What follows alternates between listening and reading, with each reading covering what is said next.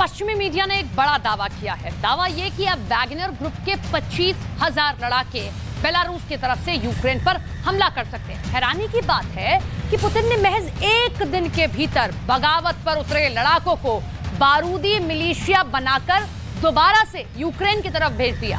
अब ऐसे में सवाल उठता है कि यूक्रेन दो तरफा हमलों से कैसे निपटेगा।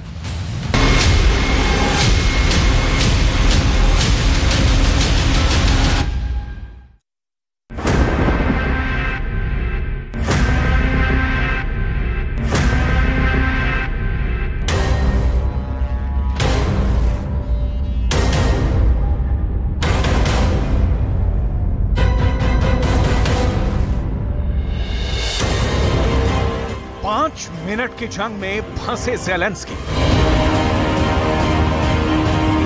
23 जून से लेकर 24 जून की आधी रात तक वैगनर ने जो कुछ भी रूस में किया उसे देखकर ज़ेलेंस्की को लग रहा था कि 16 महीने की जंग में यूक्रेन को पहली बार पुतिन की सेना पर शानदार जीत हासिल होने वाली है। लेकिन अब पता चला है कि वैगनर ग्रुप के चीफ येवगेनी प्रिगोजिन ने पुतिन के साथ मिलकर ऐसा जंगी खेल खेला है जिसने न सिर्फ ज़ेलेंस्की को दहला दिया है बल्कि नाटो और अमेरिका का सारा प्लान चौपट कर दिया है। अब यूक्रेन पर रूस के अलावा बेलारूस की तरफ से वैगनर ग्रुप के 25,000 लड़ाके हमले करने जा रहे हैं।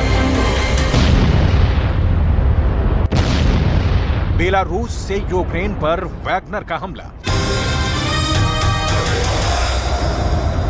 जिस वक्त रूस की सेना यूक्रेन की राजधानी कीव पर 30 से ज्यादा मिसाइलें दाग रही थी, उस वक्त ज़ेलेंस्की अपने जनरलों के साथ बंकर में बैठकर एक ऐसे प्लान को लेकर बेहद खुश थे जो उन्हें रूस पर जीत हासिल करा सकता था।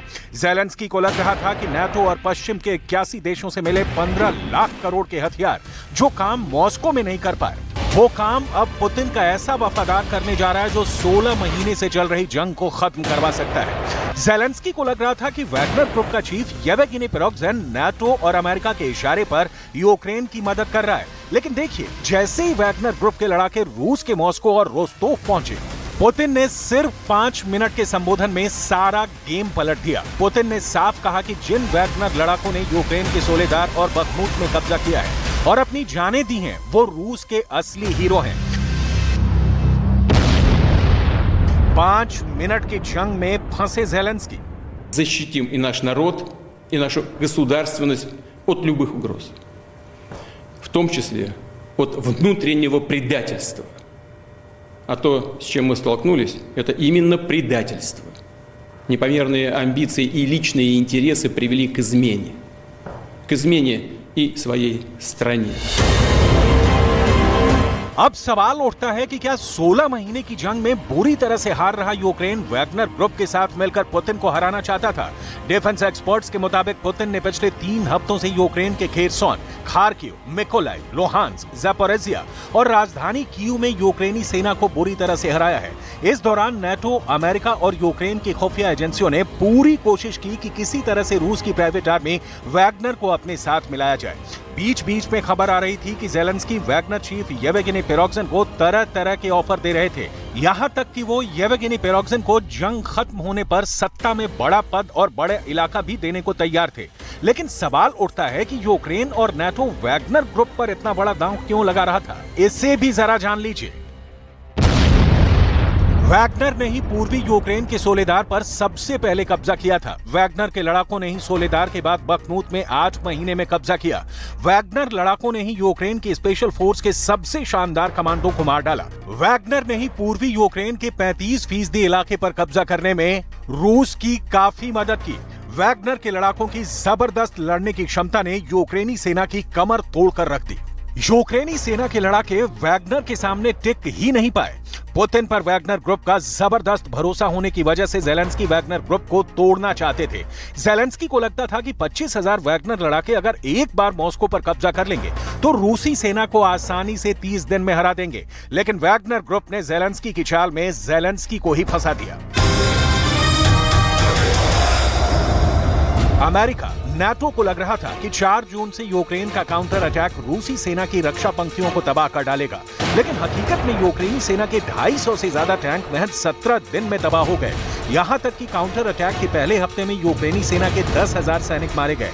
अमेरिका, ब्रिटेन, जर्मनी और फ्रांस से मिले घातक टैंक, बख्तरबंद सब तबाह हो गए। इसीलिए पश्चिमी देशों ने वैगनर के कंधे पर बंदूक रखकर पुतिन को हराने की कोशिश की, लेकिन वो फेल हो गए। अब वैगनर ग्रुप के 25,000 लड़ाके पुतिन के लिए फिर से वफादार हो गए हैं, जबकि Wagner chief Yevgeny Prigozhin Belarus चले गए हैं। खबरों के मुताबिक रूस में वैगनर आर्मी ने विद्रोह शुरू किया तो पुतिन ने लुकाशेंको को फोन घुमाया। काफी देर तक दोनों के बीच बातचीत हुई, चर्चा हुई कि कैसे वैगनर चीफ येवगेनी प्रिगोजिन को मनाया जाए। एक प्लान तैयार होता है और बातचीत गुप्त रहते हुए फोन कट जाता है। कुछ देर बाद लुकाशेंको येवगेनी को फोन लगाते हैं और थोड़ी देर में फैसला हो जाता है कि वैगनर लड़ाके मॉस्को से बाहर जाएंगे और येवगेनी बेलारूस जाएंगे। Мы всегда с уважением относились к их героическим поступкам на фронте и будем всегда.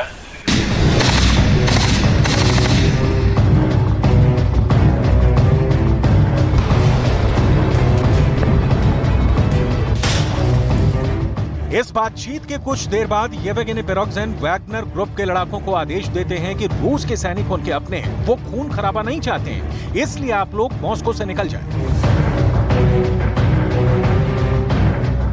ЧВК «Вагнер» хотели расформировать.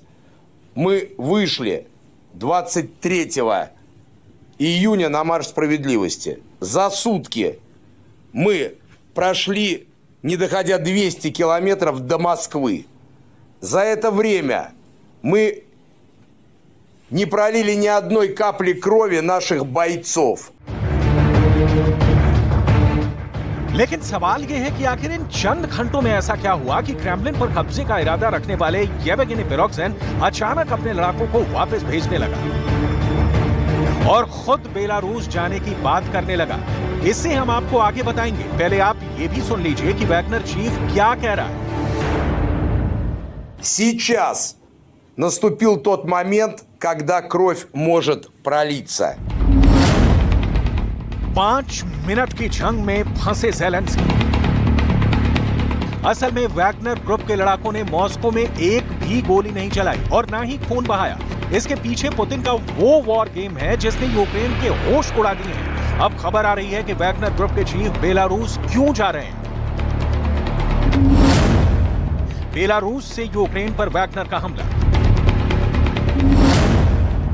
पश्चिमी मीडिया के मुताबिक वैगनर लड़ाके यूक्रेन पर अब बेलारूस से हमला करने जा रहे हैं। बेलारूस के दक्षिण में यूक्रेन है, जबकि उत्तर पूर्व में रूस।